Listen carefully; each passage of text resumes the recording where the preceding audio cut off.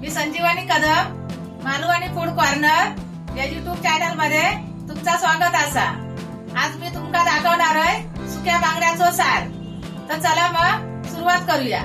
माझा माहेर फोंडा घाट मध्ये, तर त्या बाजारातून मी सुक्या बांगडे आणलंय, तर त्याचा आज मी तुमका सार दाखवणार आहे। आणि त्याच्यासाठी लागणारा साहित्य असं हे बघा, या सुक्या खोबरा, यो टमाटो एक यो मी बिया सकट घेतलाय, ती वाटतात बिया म्हणून, आणि भाजीत जर वापरूचं असत ना तर बिया काढून वापरायचो भाजीत। आणि कोथिंबीर, कढीपत्तो, लसूण, परत हे धणे, ही हळद, ह्या कोकम आणि ही मिरची।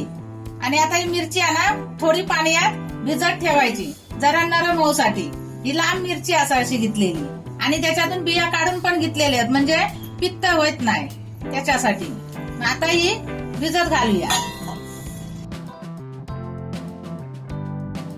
याची 10 मिनिटं जरा भिजत ठेवायची, मग नरम होता ना लगेच मिक्सर मध्ये वाटता। ओल्या बांगड्यांका मीठ आणि हळद लावून ना त्याका सुकवतं, म्हणून यांका सुके खारे बांगडे म्हणतं। हे बघा, आता आपण कापून घेऊया। असे निटवायचे, साफ करायचे सुरी। बघा, हे त्याच्यात हे घाण असतं ना, आणि ही परत टकली असतात ती पण काढून टाकायची, आणि बारीक बारीक असे त्याचे तुकडे करून घ्यायचे सुरीने। बघा अशी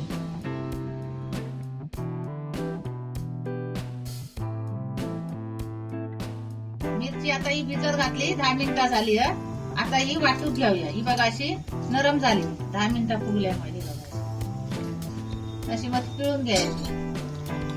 त्याच्यात काही माती बिती असली ना तर पण ती निघून जात आहे।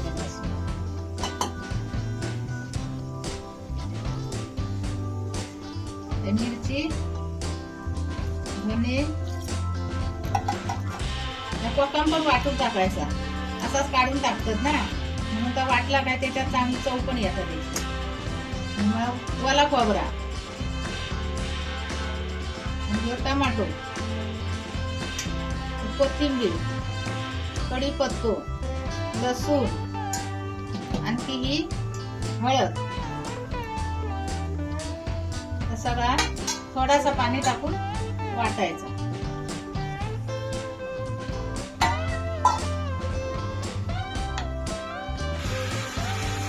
या लाल मिरचीचा वाटा वाटून झाला, हे बघा असा दिसतो।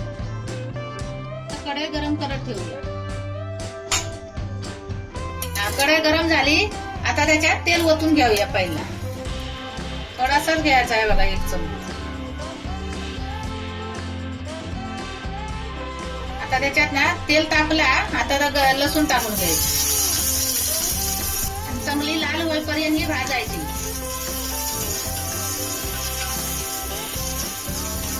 बघा, आता चांगली लाल करून घ्यायची, आणि नंतर ही अशी लाल झाली ना भाजानी, मग या वाटप टाकायचं त्याच्यात।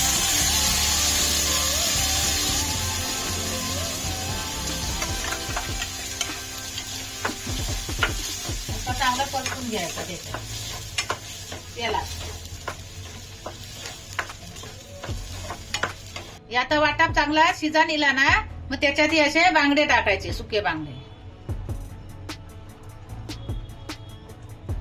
हे बघा असे, आणि नंतर मग तुमका किती लागत ना तेवढा तुम्ही अंदाजे पाणी टाका।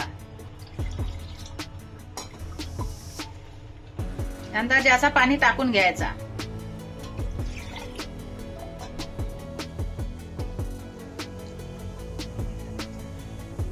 सुक्या मावरा ना खार असता, म्हणून त्याच्यात मीठ थोडासा टाकायचा।